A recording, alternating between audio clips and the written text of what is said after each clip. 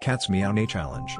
So, last Saturday, I decided to drop by my friend Dave's house for what was supposed to be a simple afternoon hangout.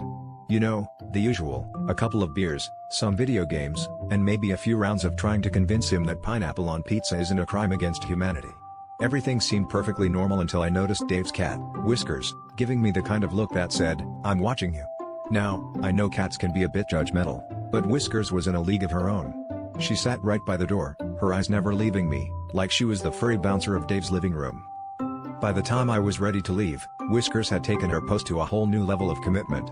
Every time I tried to approach the door, she would dart in front of me, her tail flicking with a sassy determination.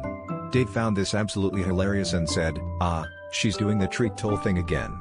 Apparently, Whiskers had developed a little quirk where she wouldn't let anyone leave until they paid up in cat treats. It was like dealing with a tiny, fuzzy toll booth operator who had a very specific currency requirement. Thinking it was all in good fun, I grabbed a few treats from the jar and tossed them her way. However, Whiskers was not so easily appeased. She sniffed the treats, looked up at me, and then proceeded to bat them back in my direction with a look of disdain that screamed, "Is that all you've got?" This sparked a bizarre standoff where I kept tossing treats, and she kept rejecting them. Meanwhile, Dave was practically in tears, doubled over with laughter on the couch, offering no help whatsoever.